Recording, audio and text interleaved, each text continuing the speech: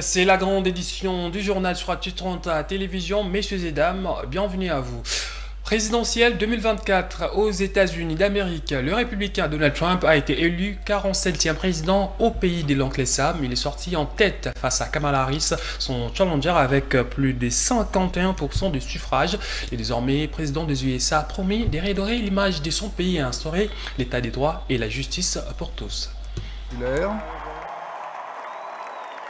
Nous l'avons remporté.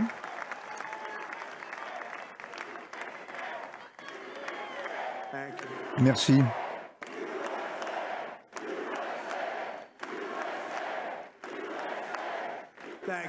Merci beaucoup. Nous avons remporté le vote populaire. Ça s'est vraiment bien passé. Nous avons beaucoup d'amour. Dans cette pièce aussi, d'ailleurs. Tous ces gens qui m'ont soutenu, des gens extraordinaires. Ils ont accompli ce voyage avec moi, ils m'ont accompagné. Et franchement, je suis très fier de votre vote. J'espère qu'un jour, vous regarderez, vous vous pencherez sur ce moment extraordinaire de notre vie. Vous direz, j'ai voté pour ce groupe. Au-delà du président, j'ai voté pour ce groupe de gens extraordinaires. Les États-Unis nous ont donné un mandat sans précédent, un mandat très puissant. Nous avons repris le contrôle du Sénat.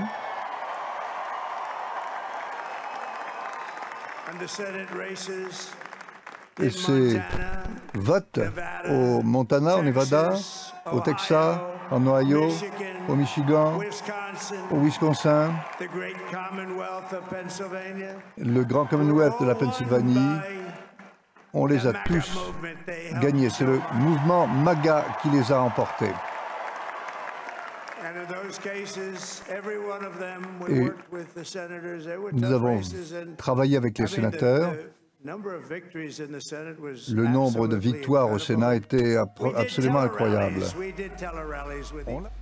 Le 47e président des USA, Donald Trump. Juste après la proclamation des résultats, plusieurs messages de félicitations ont été adressés, notamment ceux des chefs d'État et des gouvernements de plusieurs pays du monde. En République démocratique du Congo, Félix-Antoine Tshisekedi a adressé ce mercredi ses félicitations à Donald Trump pour son élection à la présidentielle américaine. Le chef de l'État congolais s'est dit disposé à collaborer avec les nouveaux présidents américains élus et à approfondir les partenariats stratégiques entre la RDC et les États-Unis d'Amérique qui entretiennent déjà des bonnes relations amicales et des coopérations. À noter que les républicains, Donald Trump a été élu 47e président des États-Unis. Il succède au démocrate Joe Biden. Le tribunal militaire des garnisons d'Indjili a condamné mardi à 10 ans de prison et une amende de 20 000 $ américains pour dommages et intérêts. L'élément de la garde républicaine auteur de l'agression d'une femme à l'aéroport international d'Indjili. Cet officier était poursuivi notamment pour tentative de meurtre et coups et blessures aggravées et autres. Il a été condamné donc à 5 ans de prison pour tentative de concussions, 5 ans pour coups et blessures, donc 10 ans de prison, une amende de 200 000 francs comme frais de justice. L'État congolais comme civilement responsable est condamné à payer à la partie civile les dommages et intérêts à l'ordre des 20 000 $ américains. Les ministres du développement rural séjournent à Lusambo dans la province des Sankoro. Sur place, le ministre Moïno Nzangi a supervisé les travaux des cantonnages manuels des routes agricoles, une étape essentielle pour le développement des infrastructures rurales et l'amélioration des conditions de vie des populations. D'inspection et des contrôles de travaux de cantonnage manuel sur les routes de dessertes agricoles dans la province de Sankoro. Le ministre d'État de Développement rural Moïndo Nzangi Butondo, accompagné de Mme Georgine Selemani Toulia, DGA des Fonaires et du PCA de l'OVDA, a séjourné ce mardi 5 novembre dans la ville de Losambo. C'est pour la première fois qu'un ministre non originaire du Sankoro séjourne au chef-lieu qui manque tout. La délégation du ministre a été embarquée dans les ambulances de la zone de santé. Suivez les commentaires. Le chef, c'est moi. Et tout ça, il est déjà au troisième. Au troisième mois. Awa Naye Lokola, ministre d'État au développement rural. Mokonzi Mboka Antoine Félix Tshisekedi Tshilombo. Autonomenga ministre du développement rural. Naye na PCA ya OVDA yewe. Sambo oye. Est-ce que bozo mona misala ya OVDA?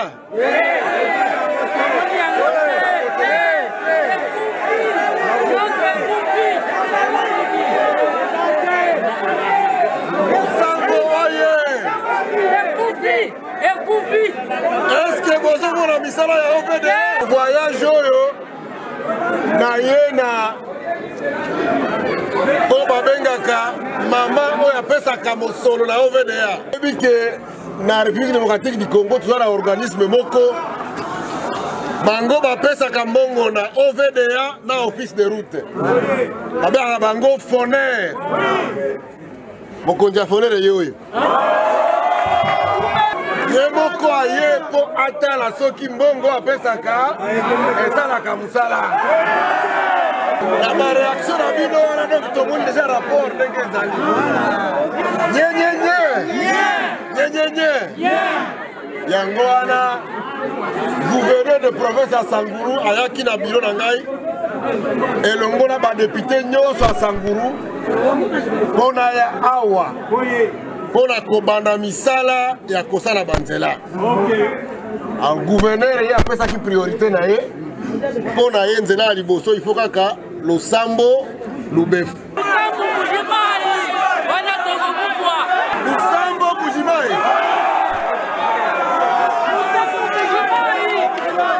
La voix du peuple, c'est la voix de qui? Donc, on va comprendre que priorité à Lusambo et Zakaka, Bujimai.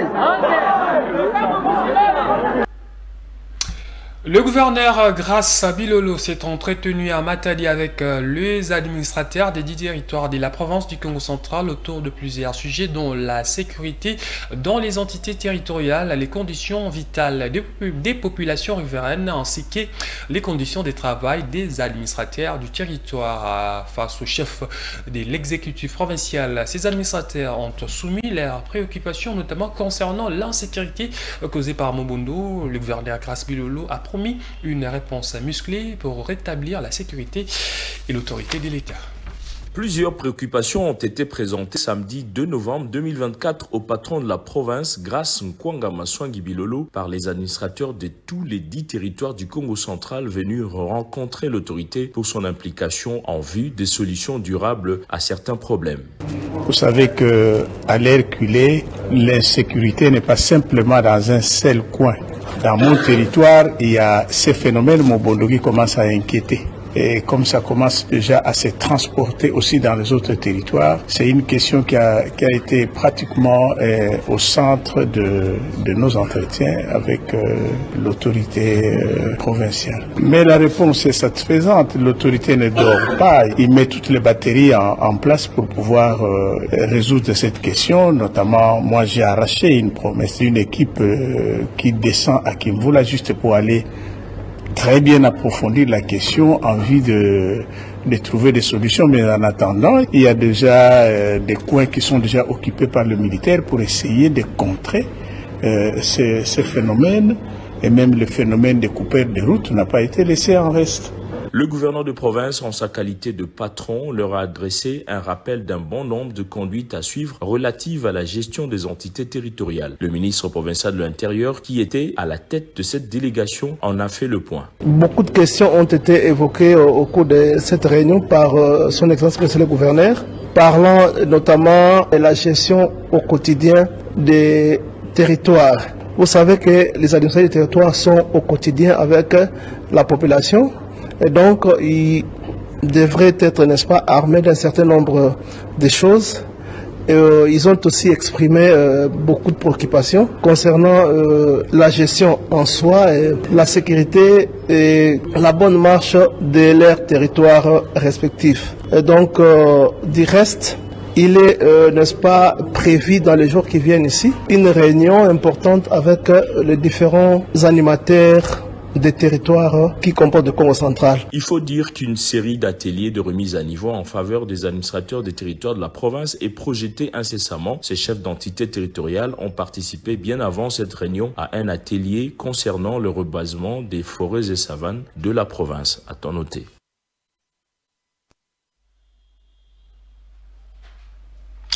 Rendons-nous à présent dans la province de l'Ituri où le gouverneur militaire, le lieutenant-général Loué Kachama Junior, a lancé mardi la campagne d'éveil patriotique. Dans son discours, ce gouverneur militaire a appelé les jeunes de sa province à jouer un rôle dans la défense de la patrie.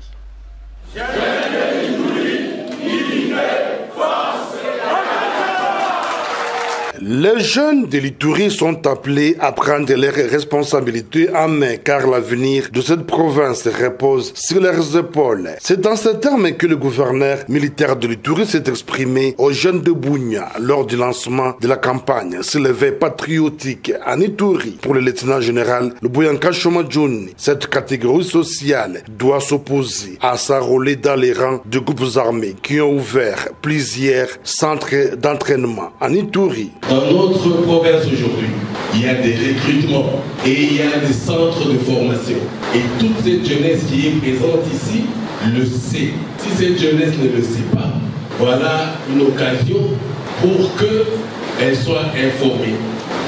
Il y a des centres d'instruction à Bini, à Boua, il y a des centres d'instruction vers Arou, à la frontière. Et tout cela pour faire quoi?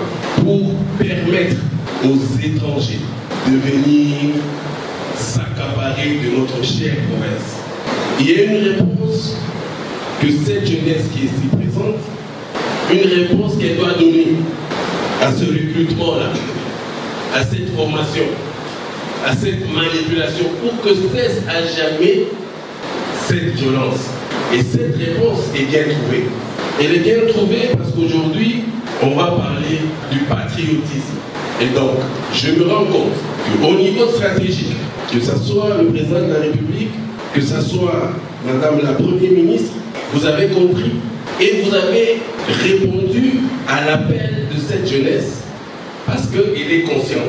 L'approche non militaire imprimée par le gouverneur militaire à cette période de l'état de siège s'inscrit dans la vision du commandant suprême des forces armées et de la PNC, Félix Antoine Tshisekedi Tshilombo. En Ituri, il est enregistré des résultats palpables sur le terrain où certains membres de groupes armés ont adhéré au processus de paix en remettant les armes, facilitant la reprise des activités socio-économiques en territoire de Djougou et d'Irumu. De retour à Kinshasa, après avoir appris par les canaux des réseaux sociaux de l'existence d'une plainte contre leurs clients pour usurpation des fonctions de secrétaire général de l'UDPS, le collectif des avocats des Deo Bizibou Balola se sont rendus ce mercredi au parquet après la cour d'appel des Matete pour connaître les fonds de cette convocation. Selon maître Didier Bundo, son client n'a pas reçu officiellement la plainte. Il a été joint au téléphone par Jaël Mouloaï. Je n'avais pas été au parquet général pour répondre à des invitations qui auraient été adressées à notre secrétaire général, mais pour le cas d'espèce, mon client, notre client, l'invitation du parquet général. Nous avons été ayant suivi à travers les rumeurs de Kinshasa, donc dans les médias, dans les réseaux sociaux, qu'une invitation aurait été adressée au secrétaire général. Mais vérification faite, il n'a reçu aucune invitation. Alors, nous sommes rentrés, nous ne pouvons pas faire quoi que ce soit en dehors d'une situation régulière. Nous avons été pour d'abord vérifier si c'est une vérité, ce que nous avons vu dans les médias sociaux. Oui, effectivement, oui, ça existe, c'est une vérité. Mais notre secrétaire général et notre client n'a pas été notifié de quoi que ce soit, jusqu'au moment où nous parlons. C'est un membre du parti de l'obédience de celui que vous venez de citer. En activité depuis de nombreuses années, les marchés Bikeko, le marché artisanal du Royal, reste à ce jour l'un des endroits idéaux pour se procurer des œuvres d'art à Kinshasa, rencontrés par nos reporters. Les fabricants de ces œuvres soulignent que ces objets revêtent d'une importance capitale car ils contribuent à la promotion de la culture congolaise vers l'étranger. Ces artisans se plaignent par contre du manque d'accompagnement des autorités publiques. Situé sur la place royale dans la commune de Lagombe, le marché de Bikeko propose une variété d'œuvres d'art et statues fabriquées par des Congolais depuis des décennies. Dans leurs étalages, on y trouve des objets tels que les bracelets, boucles d'oreilles, chaînettes, les statues en forme d'animaux et autres. Les artisans trouvés sur place soulignent que ces œuvres représentent une partie de la culture congolaise. Un peuple sans culture est un peuple sans valeur. Mais biso yo to perdre une culture na biso. Mais or ba mindelo tozo landa. Tolingi siko biloka ba chinois ba perdre culture na bango te ba bwakisa culture na bango te. Ben ndien au moins ba leka na ba singa ba rouge na ki na maboko banini ba singa bango ba tatouage banini eza culture na bango ba perdre yango te ba bwakisa te. Na niveau bakonzi bazana vision à comprendre ndoko wana ba négliger culture te ba mona ngwelo ko mukete mboka lokola France par exemple. Grandeur y a France, c'est de par sa culture. Or, biso, y a zo débrouillé ou to débrouillé. Mais biso tozan ango déjà tozo ezalo kwani ba lona biso ngona makina. Mais tozo sepela nango te. Alors ça n'a pas. Ces fabricants d'œuvres d'art se plaignent tout de même de la rareté des clients au regard de l'emplacement de leur marché. Aujourd'hui, les gens n'ont plus rien. Hein, il y a une crise dans notre pays. Et la raison pour laquelle les gens ne s'intéressent pas de les placer dans leur maison. Mais ceux qui proviennent d'ailleurs ont l'habitude, chaque fois, il n'y a aucune période de décadence, donc on utilise ça surtout ailleurs qu'ici. Pour la bonne marche de leur activité, ils appellent les autorités compétentes à alléger quelques taxes au niveau de l'aéroport pour faciliter leur travail. Dans le reste de l'actualité du jour, ouverture ce mercredi par le président de la République Félix-Antoine Tshisekedi des États généraux de la justice congolaise. Ces assises se tiennent autour du thème « Pourquoi la justice congolaise est-elle malade? Quelle thérapie pour la guérir ?» Les participants vont travailler pour diagnostiquer les maux de la justice et formuler des recommandations pour soigner l'appareil judiciaire.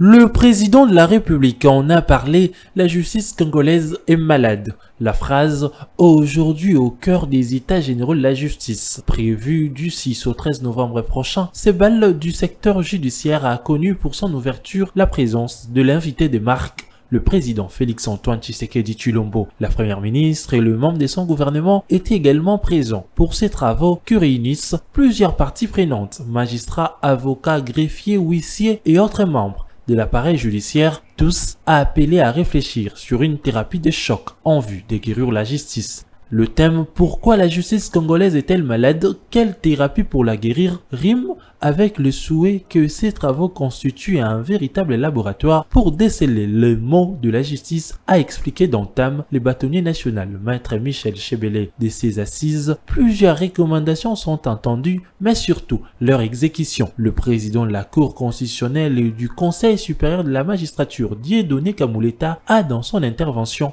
promis d'y veiller à l'heure de la prise de parole du ministre d'État en charge de la justice, initiateur de ces assises. Les applaudissements étaient sans précédent.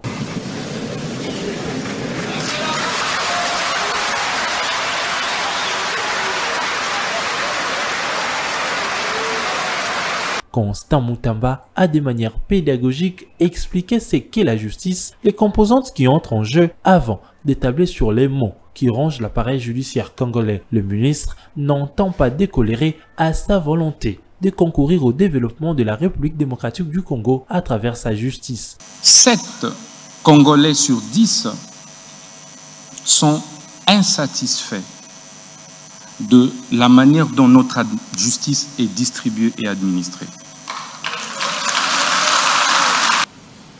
Les États généraux que nous sommes en train d'organiser, ce n'est pas un lieu de confrontation, d'affrontement entre le ministre et les magistrats et les huissiers et les avocats, Ce n'est donc pas une initiative du ministre de la Justice, encore moins du gouvernement, mais c'est une initiative collective.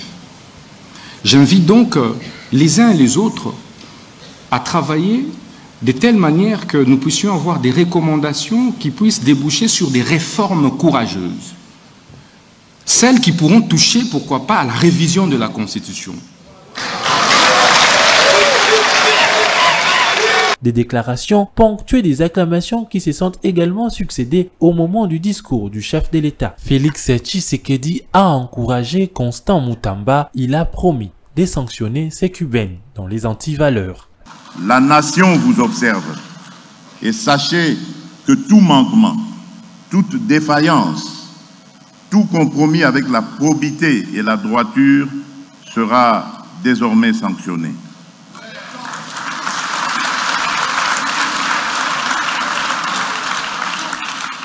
Le temps des avertissements est révolu. Les travaux vont se poursuivre pendant 6 jours en commission avant la clôture de ces états généraux au Palais du Peuple.